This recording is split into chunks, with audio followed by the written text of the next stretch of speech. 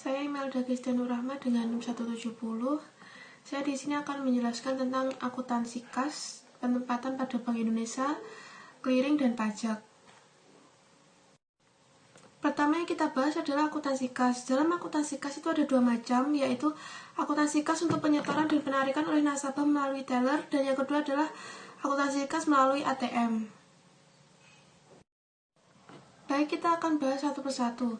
Jadi, akuntansi kas untuk penyetoran dan penarikan oleh nasabah melalui teller itu ada 4 transaksi, yaitu yang pertama, transaksi setoran kas di cabang sendiri.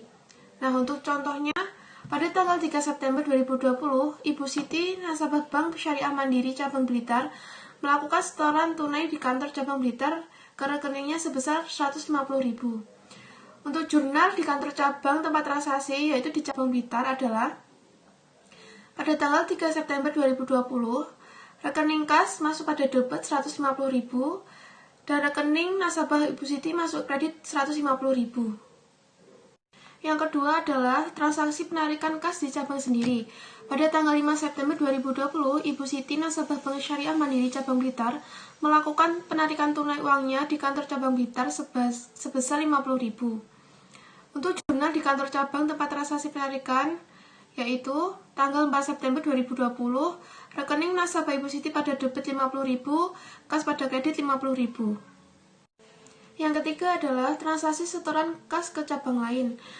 Contoh pembahasannya, pada tanggal 7 September 2020, Ibu Siti melakukan setoran tunai di kantor cabang Blitar ke rekening atas nama Syahrini di Malang sebesar 100.000. Maka jurnalnya adalah sebagai berikut, yaitu tanggal 7 September 2020, rekening kas pada debit 100.000 dan rekening RAK cabang Malang pada kredit 100.000. Sedangkan untuk jurnal kantor cabang punya rekening cabang lain, yaitu tanggal 7 September 2020, rekening RAK cabang Malang pada debit 100.000 dan rekening nasabah Syahrini pada kredit 100.000. Yang keempat adalah transaksi penarikan kas di cabang lain. Pada tanggal 10 September 2020, Ibu Siti, nasabah Bank Syariah Mandiri Cabang Blitar, melakukan penarikan di Bank Mandiri Syariah Cabang Kediri sebesar 50.000. Maka untuk jurnal di kantor cabang tempat transaksi penarikan adalah tanggal 10 September 2020, rekening RAK Cabang Blitar pada debit 50.000, kas pada kredit 50.000. Untuk jurnal di kantor cabang tempat transaksi penarikan, tanggal 10 September 2020, rekening nasabah Siti pada debit 50.000, RAK Cabang Kediri pada kredit 50.000. Berikutnya kita akan membahas tentang akuntansi kas melalui mesin ATM. Nah, untuk transaksi akuntansi kas melalui mesin ATM ini ada dua, yaitu yang pertama, transaksi pengisian kas ATM. Untuk contoh pembahasannya, pada tanggal 12 September 2020, Nanda, nasabah BRI Syariah Cabang Blitar, melakukan pengisian ATM-nya sebesar 200.000. Maka jurnalnya adalah sebagai berikut. Tanggal 12 September 2020, rekening nasabah Nanda pada debit 200.000, kas ATM pada kredit 200.000. Yang kedua adalah transaksi penarikan kas bukan oleh nasabah cabang pemilik ATM. Nah, untuk contoh pembahasannya, pada tanggal 15 September, Nanda, nasabah BRI Syariah Cabang Blitar, menarik dananya melalui ATM BRI Syariah Cabang Malang sebesar 100.000. Maka jurnalnya adalah sebagai berikut. Untuk jurnal di kantor cabang tempat transaksi penarikan ATM, yaitu tanggal 15 September 2020, RAK Cabang Blitar pada debit 100.000, kas pada kredit 100.000. Nah, untuk jurnal di kantor cabang, asal rekening yang ditarik, yaitu tanggal 15 September 2020, rekening nasabah Nanda pada debit 100.000, RAK Cabang Malang 100.000.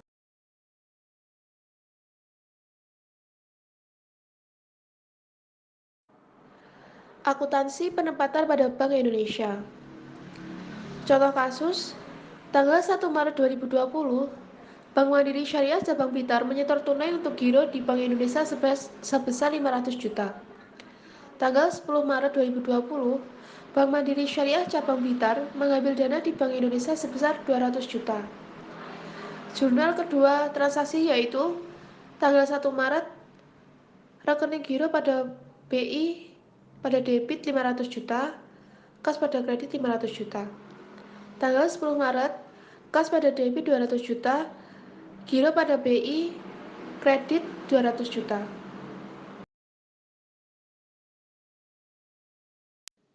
Contoh kasus transaksi penempatan pada SBI Syariah atau Fasbis. Tanggal 1 September 2020, Bank Mandiri Syariah menempatkan dana sebesar 1 miliar di SBI Syariah dengan masa 3 bulan. Tanggal 5 September 2020, Bank Mandiri Syariah menempatkan dana sebesar 500 juta di Fasbis dengan masa penempatan 1 bulan. Tanggal 5 Oktober 2020, Bank mencairkan Fasbis yang dimasukkan tanggal 5 September. Tanggal 1 Desember 2020, Bank mencairkan SBI Syariah yang pernah dimasukkan tanggal 1 September 2020. Jurnal transaksi tersebut adalah tanggal 1 September 2020, SBI Syariah pada debit 1 miliar, giro pada BI pada kredit 1 miliar. 5 September, Fasbis pada debit 500 juta, giro pada BI di kredit 500 juta. 5 Oktober 2020, giro pada BI di kredit 500 juta, Fasbis pada kredit 500 juta. 1 Desember 2020, giro pada BI di debit 1 miliar, Fasbis pada kredit 1 miliar.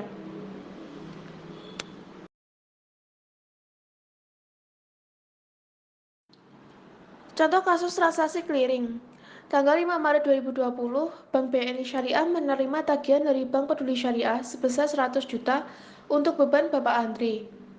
Tanggal 6 Maret 2020, Bank BNI Syariah menyerahkan warkat clearing ke Bank Indonesia dan pada tanggal itu juga, clearing dinyatakan berhasil sebesar 200 juta untuk keuntungan rekening giro Bapak Syamsuri. Adapun jurnal transaksi di atas adalah sebagai berikut. Tanggal 5 Maret 2020, rekening giro Andre pada debit 100 juta, giro pada BI di kredit 100 juta. Tanggal 6 Maret 2020, rekening giro pada BI di debit 200 juta, giro Syamsuri pada kredit 200 juta.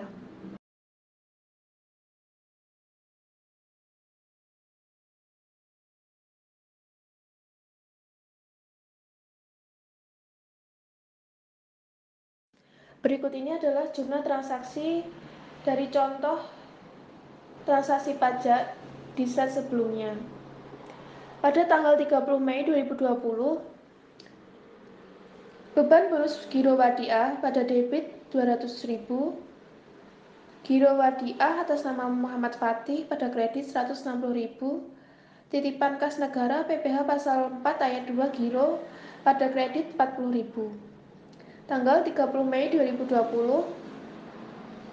hak pihak ketiga atas bagi hasil pada debit 80.000, tabungan mudharabah atas nama Riki pada kredit 80.000, tabungan mudharabah atas nama Riki pada debit 16.000, titipan kas negara PPh pasal 4 ayat 2 tabungan pada kredit 16.000. Tanggal 1 Juni 2020, beban gaji pada debit 2 juta, tabungan mudharabah atas nama Farhan pada kredit 1.800.000, titipan kas negara PPh 21 pada kredit 200.000. Tanggal 1 Juni 2020, beban pajak pada debit 10 juta, titipan kas negara pada kredit 10 juta. Tanggal 1 Juni 2020, dividen pada debit 10 juta, tabungan mudharabah atas nama Rahmat pada kredit 8 juta, titipan kas negara pada kredit 2 juta. Tanggal 5 Juni, rupa-rupa titipan kas negara pada debit 156.650.000, Bank Indonesia pada kredit 156.650.000. Saya Imelda Gestianur Rahma, saya akan menghafalkan surat yang berkaitan tentang akuntansi syariah, yaitu pada surat Al-Hadid ayat 11 yang bunyinya A'udzu billahi minasyaitonir rajim. Bismillahirrahmanirrahim.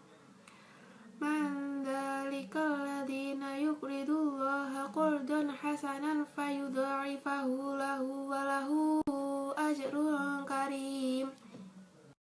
Yang artinya, barang siapa yang meminjamkan kepada Allah dengan pinjaman yang baik, maka Allah akan menggantinya berlipat ganda dan baginya pahala yang mulia.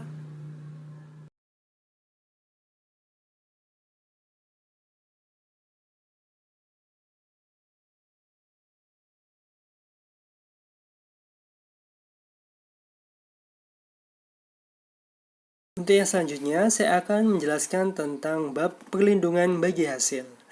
Di mana tahapan perhitungan bagi hasil itu ada 3. Yang pertama adalah menentukan prinsip bagi hasil. Menentukan prinsip bagi hasil ini telah dijelaskan pada pemateri pada saat presentasi, di mana ada 2. Yang pertama adalah revenue sharing dan juga profit sharing. Kita lanjut saja ke pembahasan yang kedua, yaitu adalah menghitung jumlah pendapatan yang dibagi hasil, dan yang ketiga adalah menentukan hak bagi hasil untuk juga nasabah. Baik, untuk selanjutnya kita akan langsung ke menghitung jumlah pendapatan yang dibagi hasil, di mana untuk menghitung jumlah pendapatan yang akan didistribusikan terdapat 3 alternatif pendekatan. Pendapatan yang akan dibagi hasil dihitung berdasarkan yang pertama sumber dana pihak ketiga dari dana mudharabah saja, yang kedua ada sumber dana pihak ketiga dari dana mudharabah dan juga wadiah, yang ketiga ada seluruh sumber dana. Langsung saja, apabila perhitungan pendapatan yang akan dibagi hasil menggunakan pendekatan sumber dana dari mudharabah saja, maka tahapan perhitungannya sebagai berikut. Yang pertama adalah menghitung rata-rata saldo harian sumber dana atau RSSD. Hal ini dilakukan karena saldo nasabah dapat berubah setiap harinya.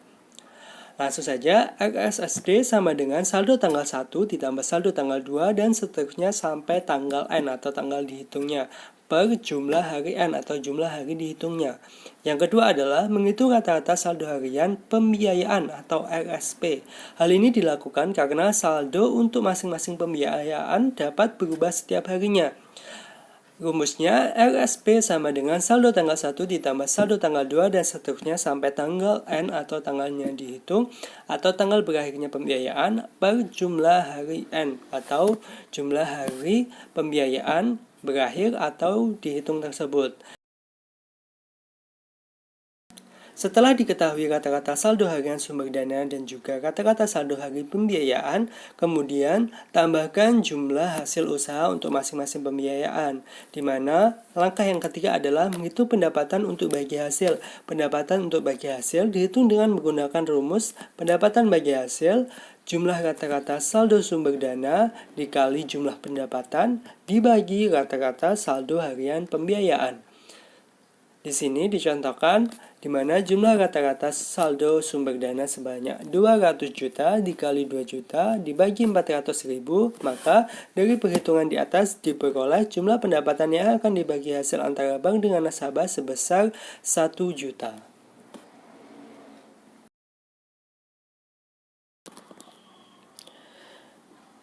Dilihat dari PPT yang ada di samping bahwa perhitungan pendapatan yang akan dibagi hasil berdasarkan sumber dana pihak ketiga dari sumber dana mudharabah, di mana kelompok-kelompoknya dapat dilihat tabungan mudharabahnya sekian, depositonya sekian, jumlah sumber dananya sekian. Lalu dana tersebut disalurkan ke jual beli, ijazah, bagi hasil dan juga penyaluran lainnya, sehingga dibagi semuanya di total. Jumlah dari rata-rata harian pembiayaan itu sebanyak 400 juta, satu kolom.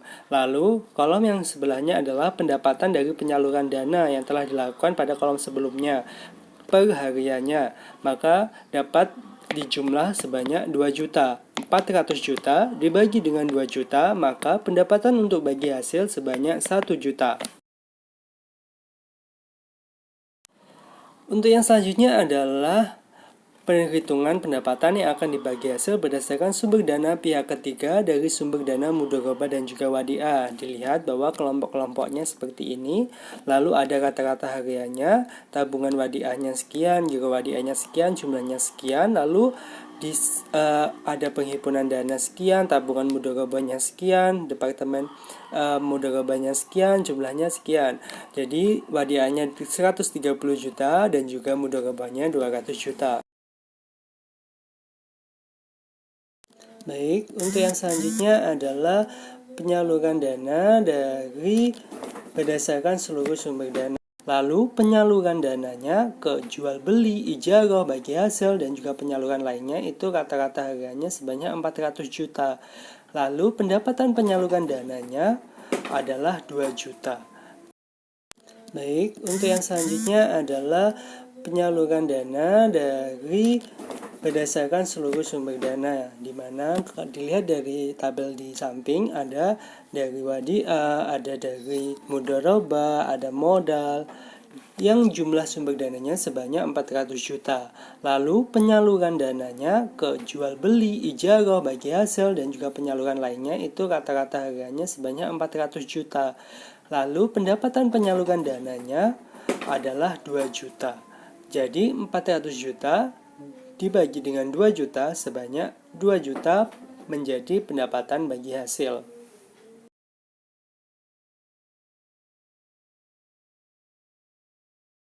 Untuk yang selanjutnya adalah menentukan hak bagi hasil untuk bank dan juga nasabah. Untuk melanjutkan menghitung hasil akhir berupa pendapatan bagi hasil yang akan diterima bank dan juga nasabah, maka diperlukan informasi tambahan yang digunakan seperti tersaji dalam tabel yang ada di samping ini, seperti tabungan mudharabah saldo rata-ratanya berapa, nisbahnya berapa, nisbah untuk nasabah, nisbah untuk bank, lalu ada deposito mudharabahnya itu 1 bulan saldo rata-ratanya berapa, nisbahnya berapa untuk nasabah, nisbahnya untuk bank berapa, seperti yang ada di tabel di samping. Sehingga dihitung proporsi pendapatan yang akan dibagi hasil untuk masing-masing kelompok sumber dana dengan menggunakan rumus proporsi tabungan mudharabah sama dengan saldo rata-rata sumber dana dikali jumlah pendapatan yang dibagi hasil dibagi jumlah seluruh saldo rata-rata sumber dana. Tadi disebutkan bahwa 60 juta kita hitung pada saat tabungan mudharabahnya, saldo rata-ratanya sebanyak 60 juta dikali dengan 1 juta dibagi dengan 200 juta, menghasilkan proporsi tabungan mudharabahnya sebanyak 300.000 rupiah. Yang selanjutnya adalah setelah diketahui jumlah pendapatan yang akan dibagi hasil untuk masing-masing kelompok investasi, selanjutnya dihitung pendapatan bagi hasil untuk bank dan juga nasabah dengan menggunakan rumus berikut. Pendapatan nasabah tabungan mudharabah sama dengan proporsi pendapatan tabungan mudharabah dikali dengan nisbah bagi hasil nasabah. Lalu pendapatan nasabah tabungan mudharabah itu sama dengan 300.000, proporsi pendapatannya sebanyak 300.000 yang tadi dikali dengan 40% sama dengan 120.000. Lalu untuk menghitung pendapatan bank dari tabungan mudharabah, sama proporsi pendapatan tabungan mudharabah dikali dengan nisbah bagi hasil bank. Tadi 300.000 dikali dengan 60% sama dengan 180.000. Maka untuk perhitungan sumber dana deposito 1 bulan, 3 bulan, dan 6 bulan, dan 12 bulan mengikuti perhitungan yang sama dengan perhitungan tabungan.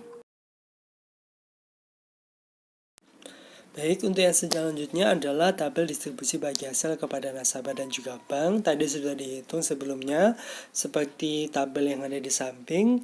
1 bulan, 3 bulan, 6 bulan, dan 12 bulan. Ini hasilnya setelah penjelasan perhitungan yang ada di slide sebelumnya. Baik, untuk yang selanjutnya adalah apabila dalam tabel dilanjutkan dengan perhitungan equivalent rate. Untuk menghitung equivalent rate, digunakan informasi jumlah hari dalam 1 tahun, misalnya 360 hari, dan jumlah hari dalam 1 bulan, misalnya 30 hari. Perhitungan equivalent rate untuk sumber dana kelompok tabungan mudharabah itu sebagai berikut. Equivalent rate sama dengan pendapatan nasabah dikali 365 atau jumlah hari dalam 1 tahun dikali 100% dibagi saldo rata-rata dikali 30 hari dalam 1 bulan. Equivalent rate sama dengan 120 dikali 365 dikali 100% dibagi 60 juta dikali 30 sama dengan equivalent rate-nya 2,43%. Selanjutnya adalah tabel equivalent rate atas bagi hasil untuk nasabah. Setelah dilakukan perhitungan tadi, maka hasilnya seperti ini. Equivalent rate untuk tabungan mudharabah selama 1 bulan, 3 bulan, 6 bulan, 12 bulan, dan seterusnya. Equivalent rate diperoleh, bank selanjutnya dapat menghitung bagi hasil bagi nasabah perorangan pada setiap akhir bulan. Untuk menghitung bagi hasil untuk nasabah perorangan dapat menggunakan rumus berikut. Bagi hasil nasabah sama dengan saldo rata-rata nasabah dikali 30 hari dikali equivalent rate dibagi 365 atau hari dalam 1 tahun. Lalu, misalkan Hanif nasabah tabungan mudharabah memiliki saldo rata-rata pada bulan Januari sebesar 1 juta, maka perhitungannya adalah sebagai berikut. 1 juta dikali 30 hari dikali 2,43% dibagi 365. Maka hasilnya adalah bagi hasilnya sebanyak 1,997 rupiah. Selanjutnya saya akan membacakan tentang surat yang berhubungan tentang perlindungan bagi hasil. Terdapat pada surat Al-Hasyr ayat 18. A'udzu billahi minasyaitonir rajim.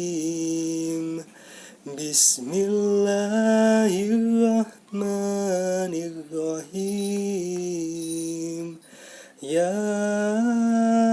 ayyuhalladzina amanu taqullaha wal tanzur nafsum ma qaddamat lighad wattaqullaha innallaha khabirum bima ta'malun.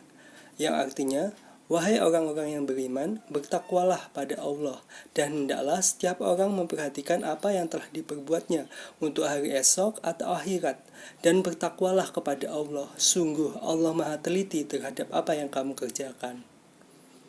Dari ayat tersebut dapat diambil kesimpulan bahwa pentingnya perlindungan bagi hasil bagi seorang nasabah dan juga bank sebagai pelaku dalam sektor ekonomi.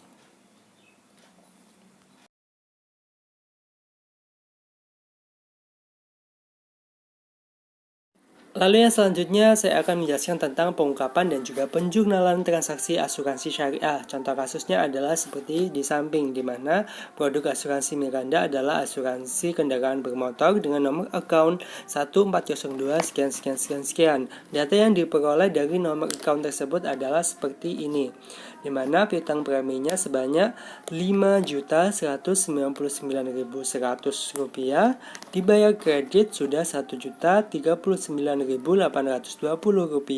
lalu piutang ijrohnya Rp2.469.57,50, biaya materialnya sebanyak Rp12.000, biaya polisnya Rp25.000, utang ujrohnya sebanyak sekian, dan seterusnya, di mana totalnya sebanyak Rp11.215.065. Baik, untuk selanjutnya adalah jurnal ketika pelunasan. Tadi pelunasan preminya, bank utangnya tinggal Rp4.196.280 karena tadi piutang preminya kan sebanyak Rp5.199.100 sudah dibayar sebanyak Rp1.039.820. Maka utang ujrohnya Rp2.469.57 dan piutang preminya sekian, piutang ujrohnya sekian, dan juga biaya polis dan juga biaya materialnya seperti yang ada di tabel di samping. Totalnya Rp6.852.50.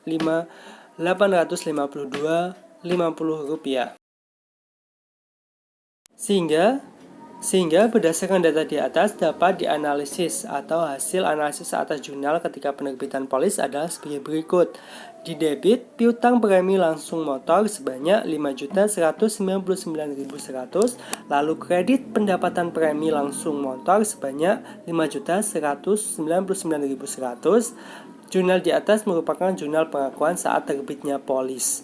Lalu yang kedua adalah debit, beban ujroh langsung motor sebanyak Rp2.469.572,5. Lalu di kreditnya adalah di utang ujroh kontribusi langsung motor sebanyak Rp2.469.572,5. Jurnal di atas merupakan jurnal ketika pengakuan pembayaran. Lalu yang ketiga adalah di debit, piutang ujroh kontribusi langsung sebanyak Rp2.469.572,5 rupiah. Lalu kreditnya pendapatan ujroh kontribusi langsung sebanyak 2.469.572,5 rupiah. Jurnal di atas merupakan jurnal pengakuan pendapatan ujroh yang akan diterima oleh perusahaan. Lalu yang keempat adalah di debit biaya materai 12.000, lalu kreditnya adalah pendapatan materai sebanyak 12.000. Perusahaan membebankan materai sebanyak 2 buah pada saat pengesahan kontrak kepada nasabah. Maka nasabah diwajibkan untuk mengganti biaya materai yang telah dikeluarkan oleh perusahaan tersebut.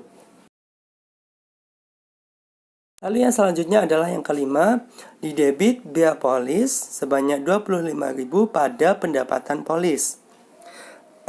Sama dengan biaya materai di atas, perusahaan membebankan biaya polis kepada nasabah sesuai kebijakan manajemen dan mengakui sebagai pendapatan dengan metode accrual basis. Lalu yang keenam adalah di debit diskon langsung motor sebanyak 1.039.820 rupiah maksud saya. Lalu kredit piutang premi asuransi motor sebanyak 1.039.820 rupiah. Jurnal di atas dibuat apabila nasabah mendapat diskon atau potongan dalam membayar kontribusi. Akun piutang premi asuransi motor di kredit menggambarkan bahwa akun debit diskon langsung motor mengurangi pendapatan piutang premi tersebut. Diskon langsung motor diungkap sebagai beban komisi dalam laporan keuangan dan disajikan dalam laporan laba rugi. Jurnalnya adalah sebagai berikut. Debit piutang premi asuransi motor sebanyak 4.159.280 rupiah. Debit lagi diskon langsung motor sebanyak 1.039.820 rupiah. Kredit pendapatan premi asuransi motor 5.199.100 rupiah. Lalu yang selanjutnya adalah hasil analisis jurnal ketika pelunasan kontribusi. Yang pertama adalah di debit utang ujroh kontribusi langsung motor sebanyak 2.469.572,5 rupiah pada piutang ujroh kontribusi langsung motor. Jurnal di atas merupakan jurnal untuk mencatat dan mengakui bahwa ujroh telah dilunasi oleh nasabah. Lalu yang kedua adalah jurnal yang dibuat pada nasabah melunasi dana kontribusi yang harus dibayar kepada pengelola untuk mengakui kontribusi yang dibayarkan oleh peserta yang ditambah biaya materai dan juga biaya polis, di mana jurnalnya adalah debit bank sebanyak 4.196.280 pada kredit piutang premi asuransi motor 4.159.280, kredit biaya polis 25.000, kredit biaya materai 12.000. Untuk yang selanjutnya adalah contoh kasus yang kedua, di mana pada tanggal 10 Maret 2008 PT Asuransi Rahma Syariah menerima akad penanggulangan jiwa atau polis dari Tuan Zaki atau nasabah untuk masa 10 tahun. Premi yang harus dibayar oleh nasabah sebanyak 100.000 tiap bulan dan sudah masuk dana tabaru 2% dengan skema mudharabah dan nisbah 70-30. Biaya administrasinya sebanyak 20.000. Dan ketika di jurnal pada saat penandatanganan akad sebagai berikut. 10 bulan 3 tanggalnya kas debit 20.000 pada pendapatan administrasi sebanyak 20.000.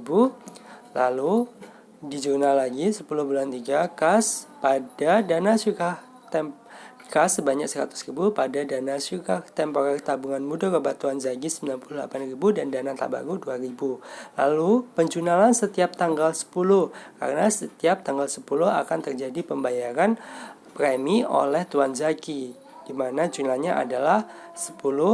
Bulan selanjutnya adalah bulan 4, kas 100.000, lalu dana syukah temporer tabungan mudharabah Tuan Zaki sebanyak 98.000, dana tabarunya 2% yaitu adalah 2.000.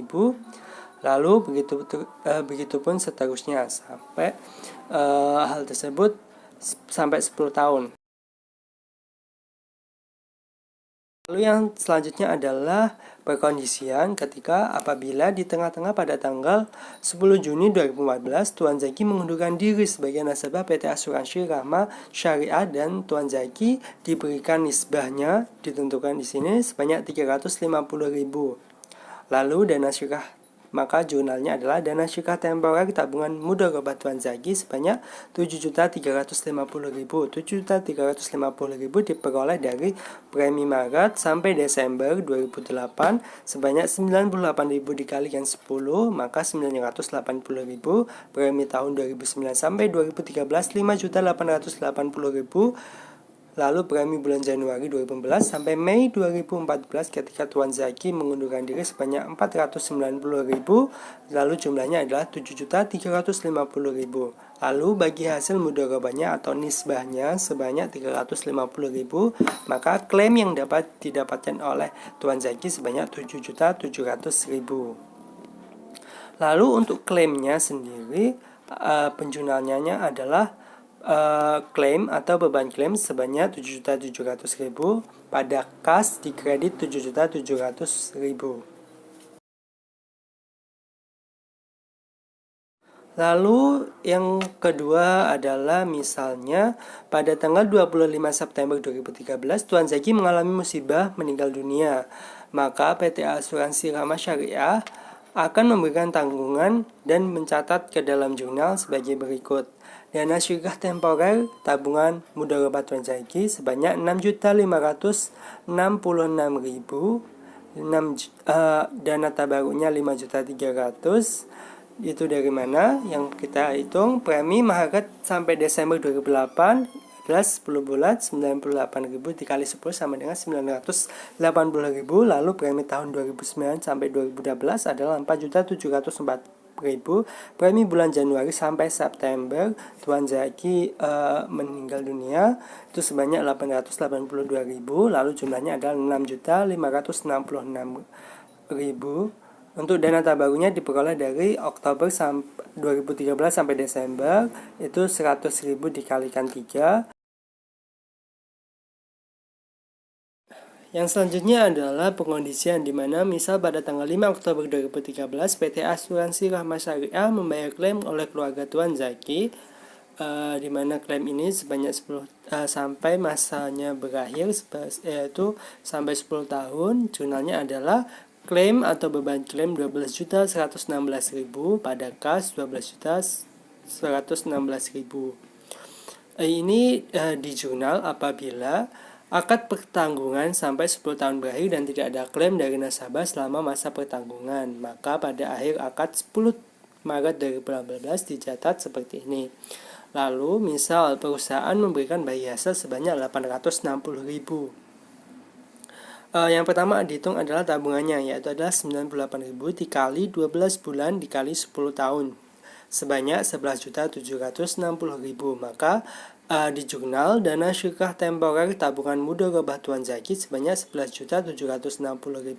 Bagi hasil mudharabah seperti yang di atas tadi 860.000, maka kewajibannya sebanyak 12.620.000 dikredit. Lalu yang terakhir adalah misal pada tanggal 15 Maret 2018 perusahaan mengembalikan iuran pertanggungan, maka akan dicatat atau di jurnal sebagai berikut. Kewajiban negaranya 12.620.000 pada kas kredit 12.620.000.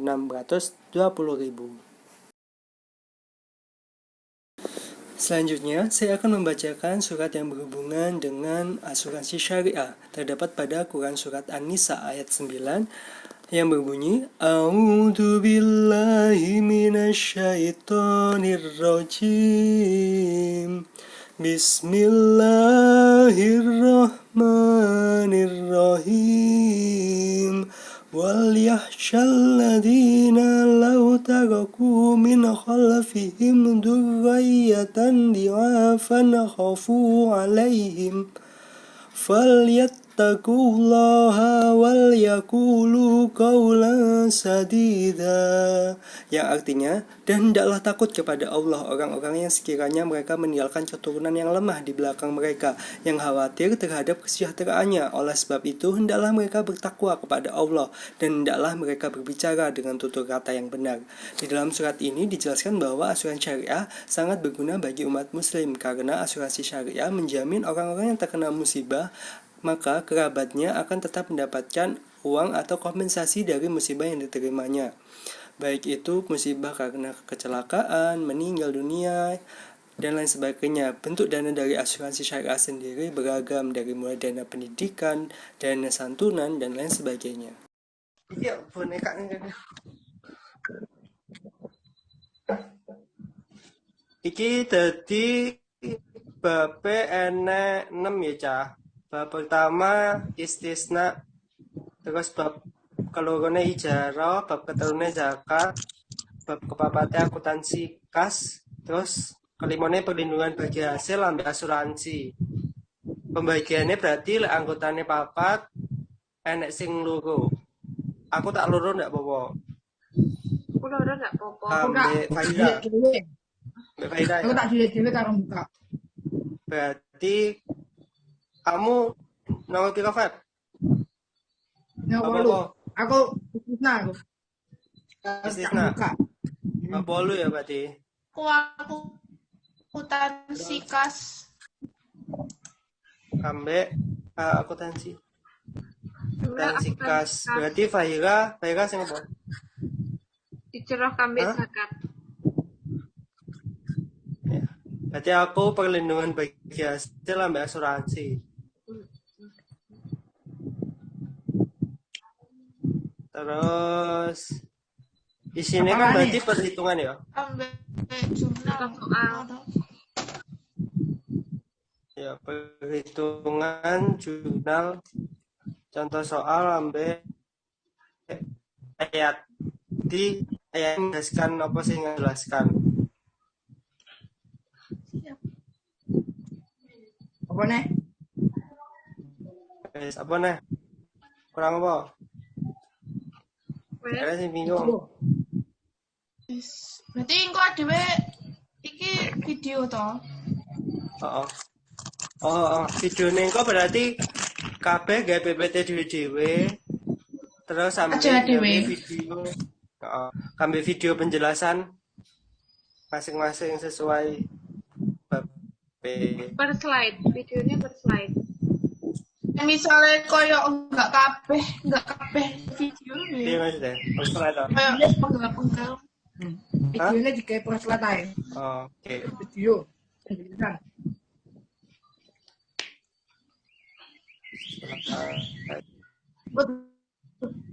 Jadi siji ning aku.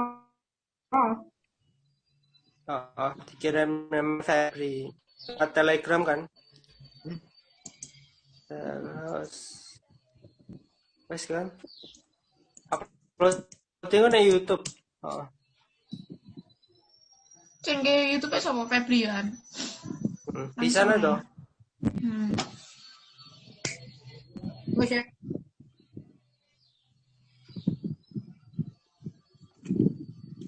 Apalane videonya dhewe apa yo Zoom ini?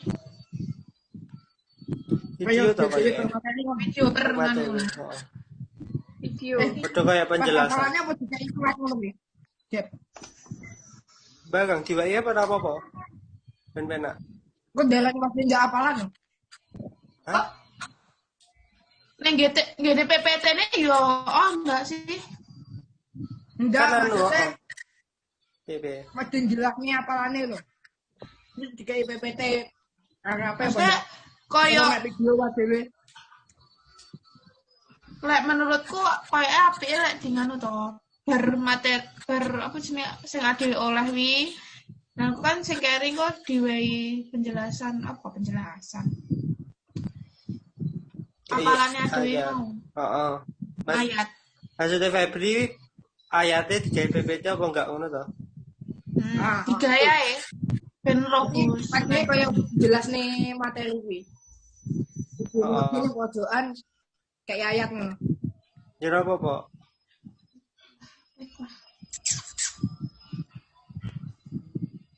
Pak paham ora? Paham. Luwe paham. Kayak mangan. Wes iki. Video. Wes to. Kumpulnya nih aku terakhir yang rom. Saya coba ya aku. Iya, jangan.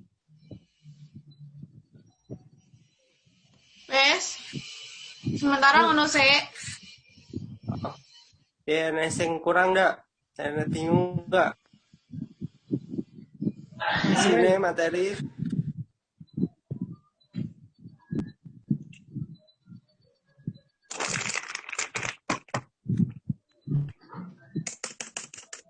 Wes Wes ya. ah.